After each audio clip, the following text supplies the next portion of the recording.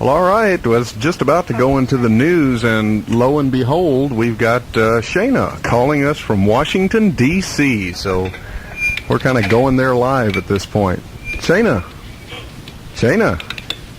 Yeah. Talk to me. Talk to you, huh? Yeah, how is it out there? Well, it's hot. It's about 83, 85 degrees up here. The sun is shining. There's not a cloud in the sky, and there are 1 million queers in Washington. It's hot here, and it took forever to line up, and there was some major disorganization problems. Yeah. Just because there were so many people. They weren't expecting so many people.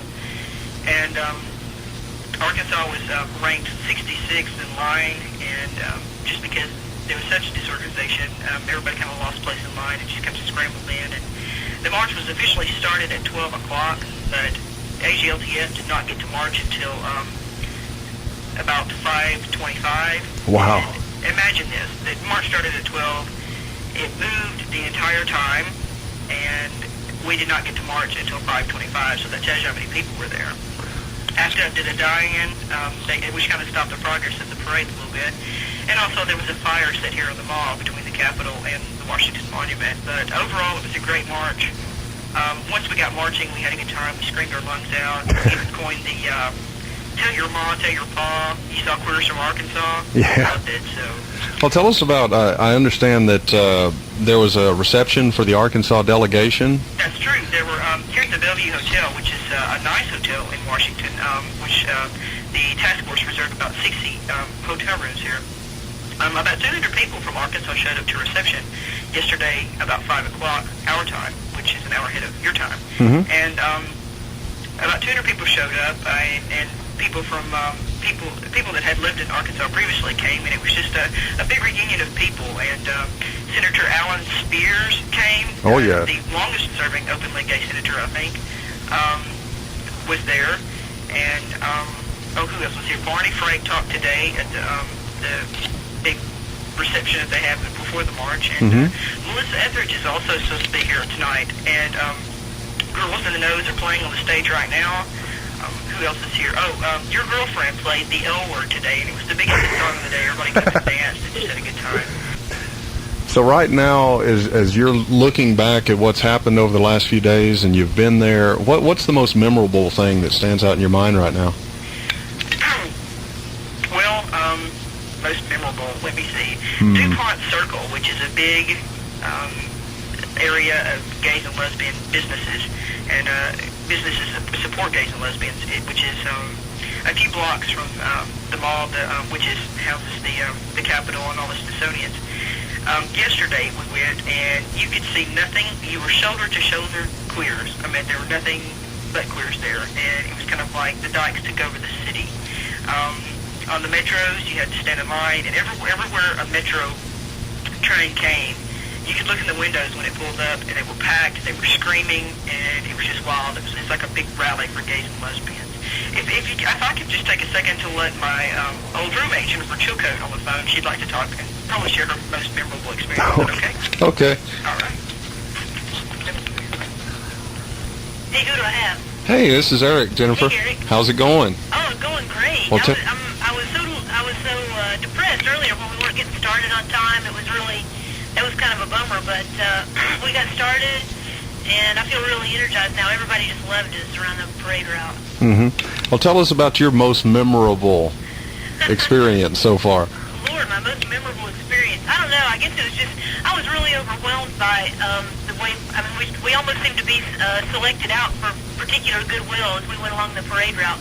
You know, we've gotten a lot of visibility now, and people were just smiling at us, cheering us on when they read our Arkansas Gay Lesbian Task Force banner and realized that we were from Arkansas.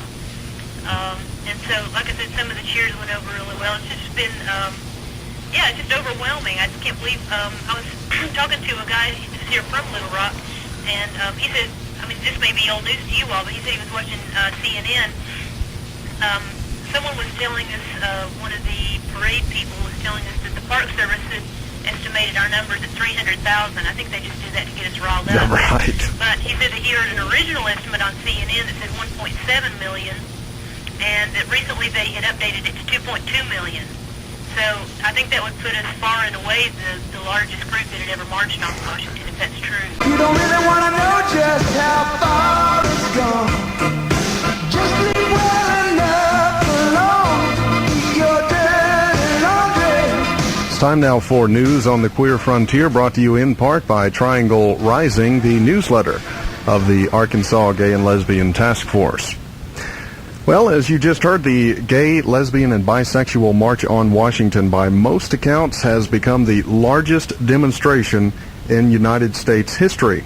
The National Park Service, which is widely known to grossly underestimate crowd figures, has estimated the crowd at 300,000, but nevertheless hundreds of thousands, possibly up to 1 million or over, gay men and lesbians marched earlier today under brilliant blue skies from the Washington Monument past the White House to the Capitol end of the mall.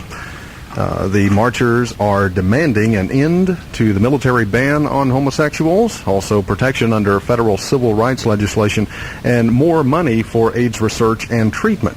President Clinton, who received 73% of the gay and lesbian vote in November, is in Boston delivering a speech to the Newspaper Association of America. Clinton accepted the invitation to speak in Boston the day before gay and lesbian activists invited him to the march. In a written statement to the marchers, Clinton said he stands with gay and lesbian Americans in their struggle for equality. Clinton says it's inappropriate for a sitting president to attend events of this nature, but he did point out his efforts to end the military ban on homosexuals and his proposal to increase funding for AIDS research. Still, the Reverend Jesse Jackson told marchers that that's just not good enough. People you voted for have fled the city. Ordinarily, you asked them to represent you. Today, you must represent yourselves. One of the marching groups receiving the most attention was the group of gay and lesbian military personnel who marched together in uniform carrying American flags. The recipient of the 1992 Soldier of the Year Award, Sergeant Jose Zingua of Texas, outed himself Saturday, hoping to pressure President Clinton to lift the military ban as promised on July 15th. And in a letter to the Des Moines Register today, the mayor of Melbourne, Iowa, a 40-year-old fellow named Bill Cruz, outed himself. And the Gay and Lesbian Victory Fund Saturday announced that another 3 openly gay people had just been appointed to positions by the Clinton administration. Lots of other news from around the country. Let's touch on it briefly. First, the Vatican has announced the Pope will visit Denver this summer, pumping an estimated $60 million into the Colorado economy. Even the best estimates suggest that the boycott of Colorado has cost that state only $35 million.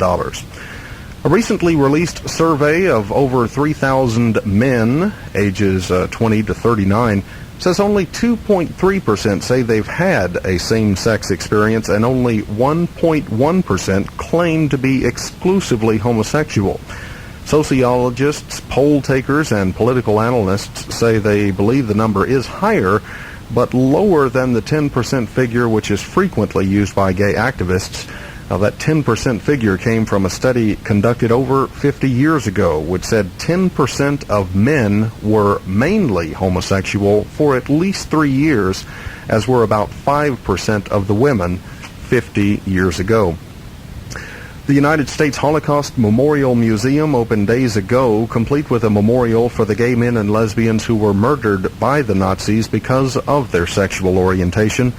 A newly released poll says 1 in 5 Americans believe the Holocaust could well have been a myth, and over half of American high school students don't know what the term Holocaust refers to. AIDS activists demonstrated at the dedication of the Washington, D.C. based museum, saying the HIV-infected are going through a parallel course as the Jews did in World War II.